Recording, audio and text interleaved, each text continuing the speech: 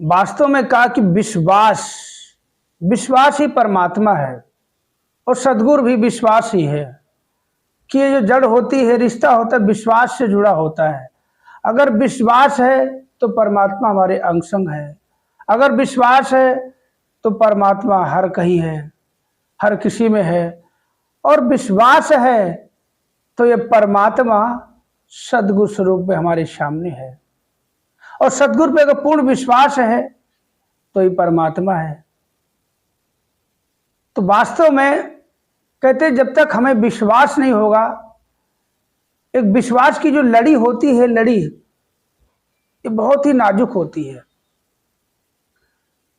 जुड़ती तो बहुत ही मुश्किल से है। विश्वास कहते किसी पे बहुत मुश्किल से होता है और टूट ही छड़ में जाता है।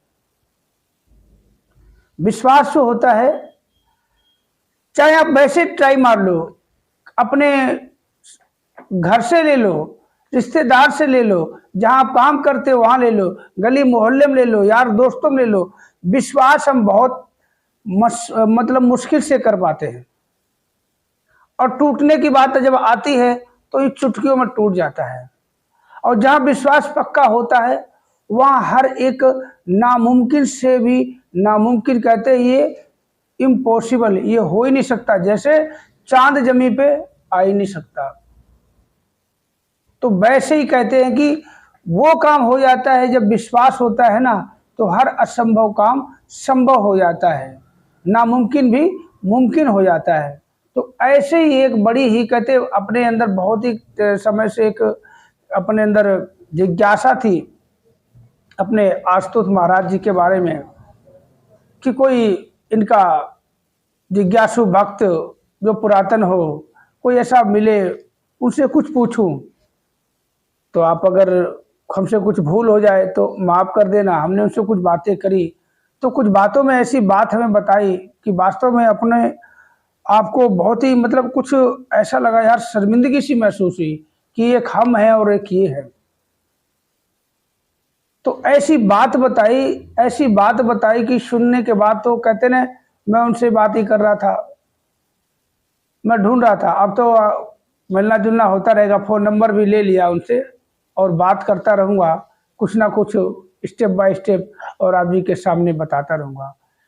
तो जो भी मेरे वीडियो को पहली बार देख रहा है, चैनल को सब्सक्राइब जरूर करें, लाइक करें और शेयर करें। अच्छा लगे तो कमेंट करके जरूर बताएं। तो चलिए वीडियो को शुरू करते हैं। मैं नाम नहीं लेना चाहूँगा, काफ़ी पुराने ये आशुतोष महाराज जी के शिष्य हैं और पूरी आस्था रखते हैं आशुतोष महाराज जी के ऊपर। जब मैं उनसे मिला, घर गया पूछते पूछते कि यहाँ वो रहते थे, बोला आप तो यहाँ पे नहीं रहते हैं। वो फिर बताया किसी ने वो उस गली में, तो मैं ऐसे जाके मिला उनसे। जब मिला तो मैंने उनसे कुछ बातें पूछी।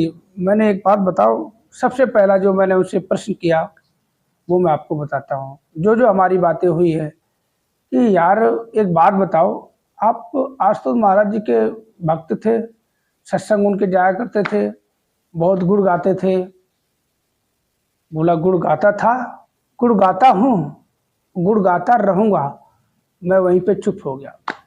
मैंने एक बात बताओ, काफ़ी समय हो गया, काफ़ी साल हो गए, आशुतोष महाराज जी के बारे में जो बातें आई हैं कि उन्होंने अभी समाधि ली और अभी तक समाधि से वापस नहीं आए हैं, तो ये कहाँ तक आप इनके बारे में कुछ जानते हो तो बताओ।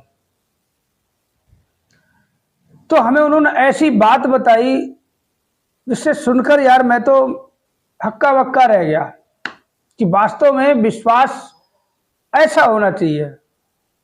बोला बाबा ने समाधि ली, कहाँ ली बाबा ने समाधि? बाबा का शरीर समाधि इसमें है, बाबा समाधि में नहीं है। इतनी बड़ी बात कि बाबा का शरीर समाधि में है, हमारे महाराज गुरु महाराज जी समाधि में नहीं है। वो तब जैसे थे हमारे लिए आज भी वैसे ही हैं और भक्तों की वैसे ही सुनवाई हो रही है। किसी भी भक्त को, किसी भी शिष्य को किसी भी तरह की कोई परेशानी नहीं, जो भी उनकी समस्या है यूं दूर होती जैसे पहले होती थी, वैसे आज हमारे लिए वैसे ही है।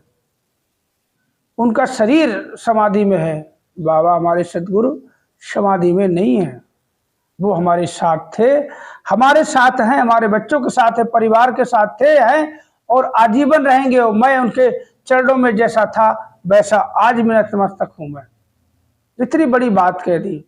मैंने एक बात बताओ, चलो इतना आपने कहा, तो इसके बारे में जैसे आप इतना भरोसे के साथ ऐसा कह रहे हो तो कुछ बताओ। बोला एक बात बताएं। मैं पहले तो ऐसे ही इधर उधर, कभी इस मंदिर में उस मंदिर में प्रसाद चढ़ाना, आना जाना, कभी किसी चक्कर में पड़ गया तो परेशानी रहता था।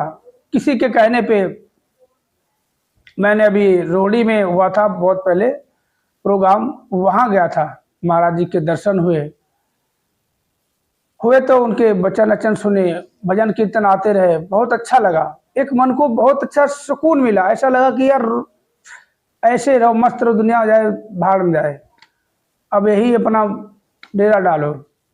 धीरे धीरे करते हुए बहुत साल बीत गए और ये तो मैंने नोट किया, उन्होंने बताया कि ये मैंने अपनी जिंदगी में जब से मैं आशुतोष महाराज जी के सत्संग में और उनके चरणों में गया, मैं ये बात नोट करिए कि कभी भी मेरे कोई भी परेशानी आई है और मैंने आंख बंद करके महाराज जी को याद करके और प्रार्थना की है, भगवान कसम कह रहा हूं कि पूरी हो गई।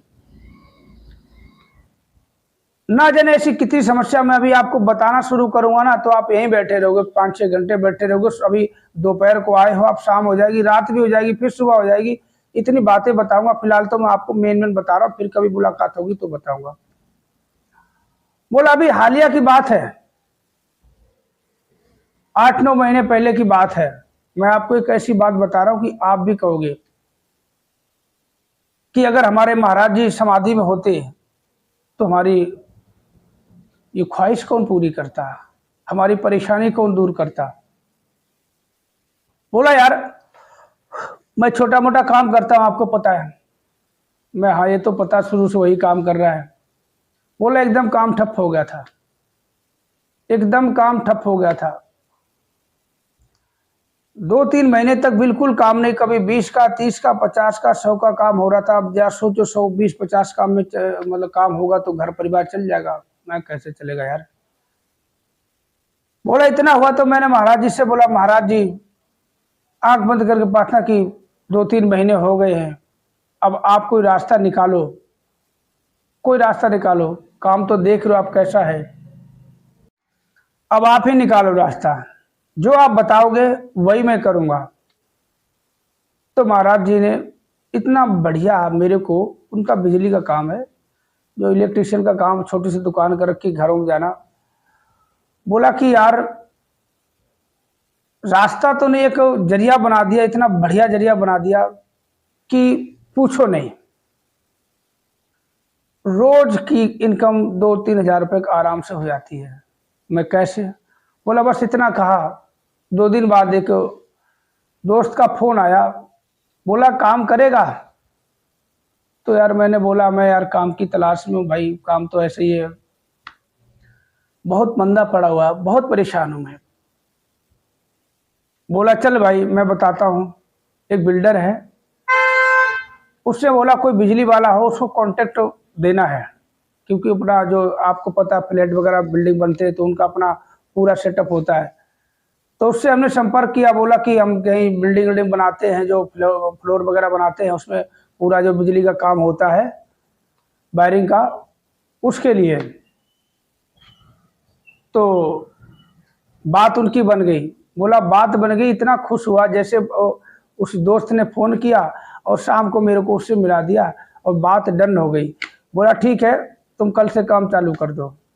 एक काम बता दिया ये लो, और मैंने पूरा बताया। बोला देखो उसने बोला था कि अपना जो खर्चा है, खर्चा प्लस में कमाई इतनी बताना, ये नहीं कि बिजली वाले जो होते अपना नहीं, आपको मेरे अंडर में काम करना है, हमारे से आपको रोज काम मिलेगा और बड़े से बड़ा काम मिलेगा। आप चाहो तो दिन रात काम करना चाहो तो दिन रात आप काम कर सकते हो, अपने लड़के और रख लो, इतना काम है। मगर ये नहीं कि घरों में जैसे आप करते हो वायरिंग करनी है, हमें इतना पैसा लेना, इतने का पड़ेगा, ये का नहीं।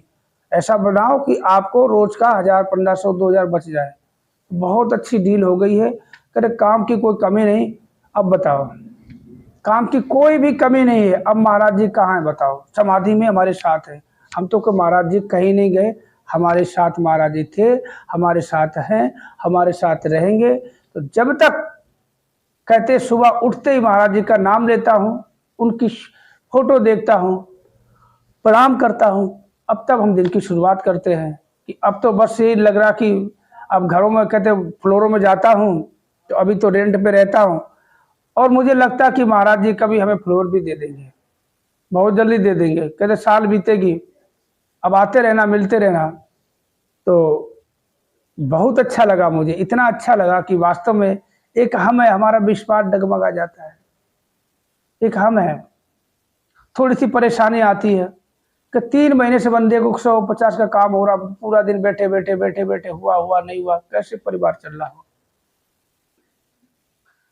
तो कहते हैं विश्वास ही परमात्मा है। सदगुरु कहते हैं अंतर्यामी होता है, सर्वव्यापी होता है, घटघट वासी होता है। सदगुरु कभी मरता नहीं है, क्योंकि सदगुरु शरीर नहीं होता है, सदगुरु देह का नाम नहीं, सदगुरु होता ज्ञान है। तो वीडियो कैसा लगा कमेंट करके आप जरूर बताएं, और भाई को सपोर्ट भी करें।